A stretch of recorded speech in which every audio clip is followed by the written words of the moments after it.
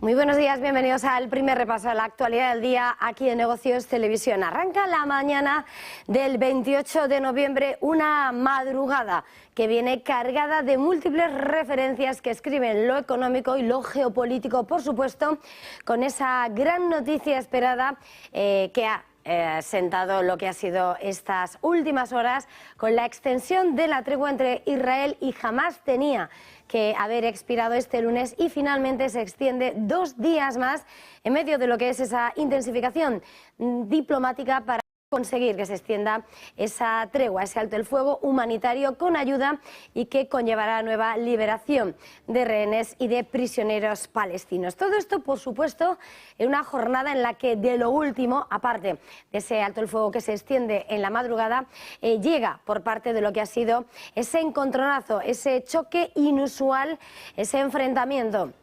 entre Estados Unidos, los funcionarios representantes de Estados Unidos y de Corea del Norte en el marco de Naciones Unidas, y todo en torno a lo que es ese último lanzamiento de ese satélite espía por parte de Pyongyang, que ha despertado las acusaciones entre Estados Unidos y Corea del Norte en ese cara a cara en el marco de Naciones Unidas. Y todo eso, por supuesto, en un contexto en el que estamos muy pendientes de lo que es ese viaje oficial de Javier Milei, ese presidente electo de Argentina. No toma el cargo hasta el 10 de diciembre, pero ya está tratando de encarrilar lo que va a ser su mandato con una visita en Estados Unidos que va a ser clave, le va a llevar a reencuentros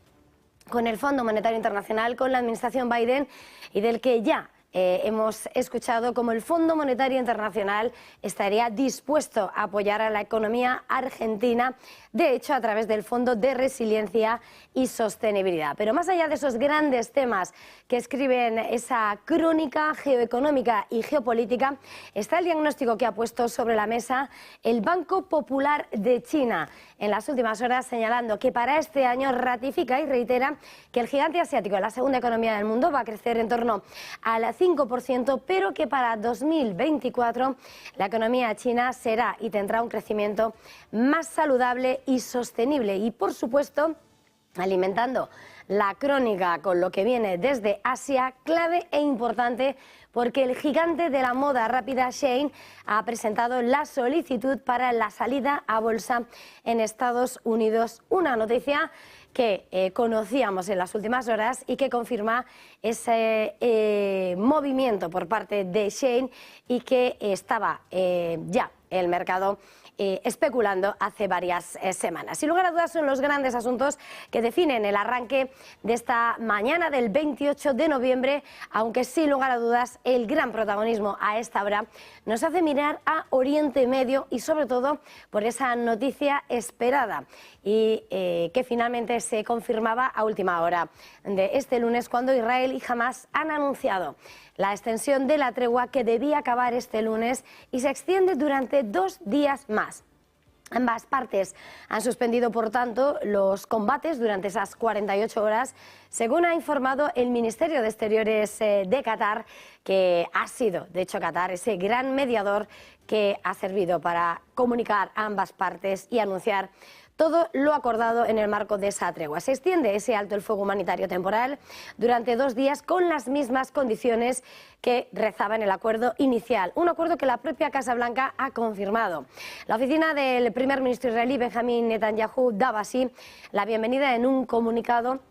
en ese contexto, justo antes de la extensión de la tregua, dando la bienvenida a lo que han sido los 11 ciudadanos secuestrados que han regresado a Israel, esos 11 rehenes liberados, mientras el portavoz de Qatar decía que esos rehenes estaban siendo liberados en Gaza a cambio de la liberación de 33 prisioneros palestinos por parte de Israel. Ahora se espera que el alto el fuego se mantenga y mantenga la proporción diaria de rehenes y prisioneros liberados por ambas partes, que ha estado apuntando además a un rehén de Gaza a cambio de 3 palestinos retenidos en prisioneros israelíes, un intercambio que alcanza esa cifra por tratarse de personal civil y no de militar. Hasta ahora Israel ha permitido que entre más ayuda a Gaza y en sus compromisos se disponía esa liberación de 150 palestinos de las cárceles, mientras que Hamás ha liberado hasta ahora más de 50 rehenes, incluidos extranjeros.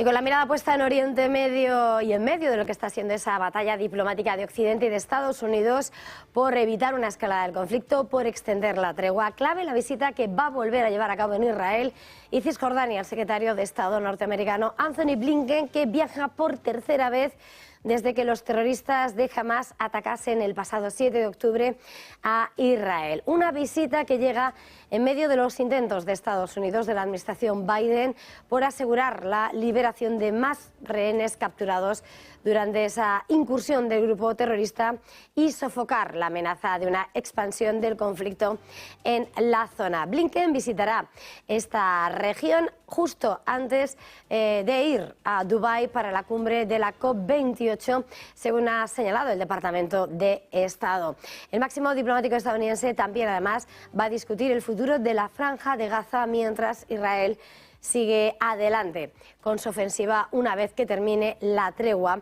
y discutirá también la necesidad de la creación de un Estado palestino independiente. Según el Departamento estadounidense, Blinken va a enfatizar la necesidad de sostener ese creciente flujo de asistencia humanitaria a Gaza, también asegurar la liberación de todos los rehenes y mejorar la protección de los civiles en Gaza. Y más asuntos que escriben la crónica del tablero internacional, y más cuando se ha subido el tono y la tensión entre Estados Unidos y Corea del Norte. Los embajadores de ambos países han protagonizado un enfrentamiento muy poco habitual en el Consejo de Seguridad de Naciones Unidas. El motivo no ha sido otro que el primer lanzamiento de un satélite espía de Pyongyang y las razones de las crecientes tensiones en ese inusual intercambio público ha girado en torno al lanzamiento de esos satélites. Después de una ausencia de casi 6 años, Pyongyang ha decidido enviar nuevamente a su enviado de la ONU a las reuniones del Consejo de Seguridad sobre sus programas nucleares y de misiles balísticos desde el pasado mes de julio. El organismo de 15 miembros se ha reunido este lunes en torno al lanzamiento del satélite espía que tuvo lugar el pasado 21 de noviembre. En este marco, la embajadora estadounidense Linda Thomas-Greenfield y el embajador norcoreano Kim Son entablaban ese duelo de respuestas en la mesa del Consejo, en el que cada uno argumentaba que sus países actúan por motivos de defensa propia. El norcoreano denuncia la beligerancia de Estados Unidos, al que acusa de amenazarle con un arma nuclear, al tiempo que reclama el derecho de la República Norcoreana a probar y desarrollar sistemas de armas equivalentes a los de Estados Unidos, mientras que la representante de Washington rechaza las acusaciones y añade que las maniobras y ejercicios estadounidenses son rutinarios, defensivos y se anuncian con antelación. Y el presidente electo de Argentina, Javier Milei, se encuentra en Estados Unidos en un viaje que le va a llevar a Nueva York y Washington en la búsqueda para recabar apoyos para la economía argentina. Milei asumirá el cargo el próximo 10 de diciembre y tiene previsto reuniones con funcionarios del Fondo Monetario Internacional y de la administración Biden, así como con el expresidente Bill Clinton. En la agenda también está previsto un encuentro con el asesor de seguridad nacional del presidente Biden, Jake Sullivan, y funcionarios del Tesoro estadounidense, acompañado por el que ha sido su director de campaña, Nicolás Pose, y el asesor económico, Luis Caputo. Milei va a hablar con el Fondo Monetario Internacional mientras Argentina necesita restablecer su acuerdo de préstamo de 43.000 millones de dólares que se ha desviado bajo el gobierno saliente. El objetivo de las reuniones es explicar su plan económico, que incluye ajuste fiscal, reformas y desregulación. Y en la antesala de que va a ser el encuentro de Javier Milei y representantes del Fondo Monetario Internacional, y apenas horas después de que este fin de semana hablase por teléfono con la directora gerente del FMI, hemos escuchado y conocido cómo desde el organismo internacional están interesados en apoyar a Argentina, y el país podría ser un candidato a recibir financiación a través del Fondo de Resiliencia y Sostenibilidad, según ha señalado la directora del fondo, Kristalina Georgieva. Según publica Reuters en exclusiva, Georgieva se reunirá personalmente con el presidente electo Javier Milei durante esta visita a Washington este mismo martes y va a llegar justo, como decíamos, tras esa reunión virtual que mantuvieron ambos el pasado viernes y en el que Georgieva describió como un compromiso constructivo y una discusión seria esa conversación con Milei. Así apuntaba que la manera más importante en que Argentina puede ayudarse a sí misma, decía Georgieva, es abordando los desequilibrios macroeconómicos que se han acumulado, pero subraya que están claro en que están interesados en apoyar a Argentina y abordar el problema profundo que tienen de inflación y crear un entorno para un crecimiento liderado por el sector privado que estimule y aumente el empleo y la economía. Y en las últimas horas el Banco Popular de China ha lanzado su diagnóstico sobre el gigante asiático y ha reiterado ese objetivo de que va a cumplir con el objetivo de expansión del entorno del 5% este año, pero advierte que para el año próximo China tendrá un crecimiento más saludable y sostenible. El gobernador del Banco Central de China ha lanzado así una evaluación optimista de la segunda economía del mundo y lo ha hecho en un discurso ante banqueros en Hong Kong, y Pan Gong-se ha citado señales positivas, en concreto las ventas minoristas o también el repunte de la inversión privada si se excluyen los bienes raíces. Discurso que ha puesto sobre la mesa además tras reunirse con altos responsables de grandes bancos como HSBC Holding y Goldman Sachs. Y si hablamos de bancos centrales, la presidenta del BCE, Christine Lagarde, ha advertido este lunes que la economía de la eurozona ha entrado en fase de estancamiento y que se mantendrá débil durante el resto del año. Al mismo tiempo, Lagarde ha insistido en que todavía es pronto para cantar victoria en esa lucha contra la inflación y ha subrayado que, de hecho, en medio de las incertidumbres, sigue habiendo una gran presión sobre la inflación doméstica y ha puesto la mirada y la advertencia sobre las subidas salariales. En su comparecencia ante el Parlamento Europeo, la francesa ha destacado cómo han conseguido batir la inflación desde el 10,6% de octubre de 2022 al 2,9%, pero ha señalado que la inflación va a crecer en los próximos meses y ha destacado que las presiones salariales siguen siendo fuertes. Con todo, advierte que que ha hecho el trabajo del Banco Central Europeo ha sido un gran trabajo y ha defendido sus logros frente al trabajo realizado por la Reserva Federal. Vamos a escucharla. 3,2% en Estados Unidos, la nominal, y 4,9%, porque se suele decir que Estados Unidos lo hace mucho mejor en la lucha contra la inflación, pero no me parece que sea sea preciso. Estamos nosotros un poco mejor que ellos.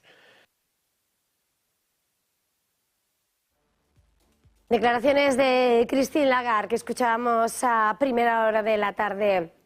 de este lunes, y en un momento en el que, por supuesto, mirando a la economía de la eurozona, siempre analizamos el estado del sistema financiero y de la banca, sobre todo en un momento en el que hemos conocido como el Banco Santander es el único español que se encuentra entre la lista de las entidades sistémicas, un listado que encabeza un gran banco americano y del que se cae el italiano Unicredit. Esos detalles, Javier Luengo, muy buenos días.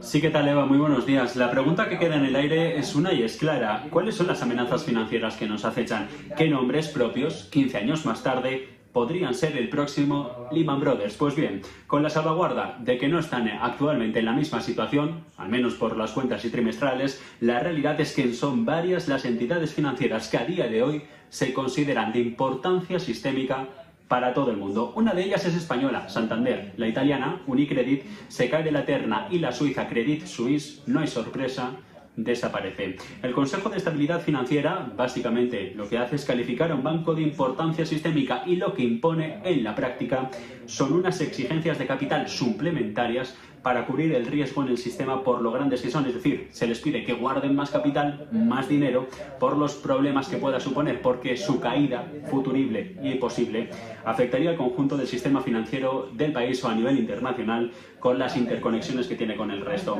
Casi todos en la lista de este año, los bancos de importancia sistémica son chinos y estadounidenses. Aquí no hay sorpresas. El de Ana Botín, la española Santander, es una de las entidades que menos riesgo supone, pero que está ahí en la lista y por ello va a tener que asumir un recargo extra del capital del 1% frente al 2,5% al que, por ejemplo, se tiene que enfrentar JP Morgan, que está en el grupo 4 y en el máximo. Ninguna entidad sistémica ha sido incluida en esta categoría máxima del GAC 5, que implica que en este caso lo que van a tener que exigirle de capital es una salvaguarda suplementaria del 3,5%. De momento ninguna se le considera tan grande para caer, pero sí las otras son too big to fail como para preocuparse y aumentar las exigencias de capital. A todos estos bancos, los que decíamos son de importancia sistémica, en situaciones límite está previsto rescatarlos o incluso protegerlos para evitar un colapso financiero o económico aún más grande. Se impuso esta normativa tras la crisis financiera de 2008 por aquella derivada de 1999 y cuando se vio que era necesario establecer controles más estrictos, en este caso a las entidades,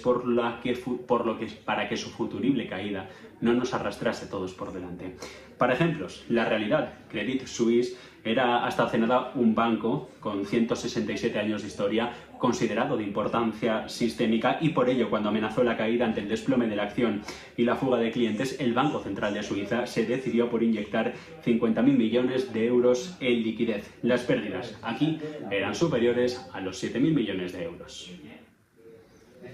Gracias, Javier. Y, por supuesto, en nuestra crónica de la mañana tenemos que seguir haciéndonos eco de los grandes asuntos que centran el protagonismo de las empresas protagonistas. El gigante de la moda rápida, Shein, ha presentado la solicitud para salir a bolsa, esa oferta pública de venta en Estados Unidos, y está avanzando con esa oferta pública inicial con la que el mercado lleva especulando desde hace meses. El minorista, recordemos, fue valorado la última vez en 66.000 millones de dólares y podría estar listo para comenzar a cotizar en el mercado tan pronto como en 2024, según las fuentes citadas por la CNBC. Shein ha elegido a Goldman Sachs, JP Morgan o Morgan Stanley para que sean los principales suscriptores de la oferta. Y con nombre propio también tenemos que levantar los ojos al cielo, porque un avión de pasajeros de Virgin Atlantic va a despegar este martes, va a viajar de Londres a Nueva York y lo va a hacer propulsado por combustible de aviación 100% sostenible, ese SAF por sus siglas en inglés. Un viaje que va a vigilar muy de cerca el mundo de la aviación, en el que va a buscar y demostrar el potencial de las opciones bajas en carbono para asegurar el futuro de la aviación, en un momento en el que las aerolíneas además apuestan por que el combustible elaborado a partir de residuos para reducir sus emisiones hasta en un 70%, lo que les permitirá seguir operando antes de que los viajes aéreos propulsados por electricidad o hidrógeno se conviertan en una realidad en la próxima década. Con todo, el primer vuelo transatlántico propulsado íntegramente por ese combustible sostenible despegará a las 11:30 GMT desde Londres y, según esos detalles, son 9 décimas partes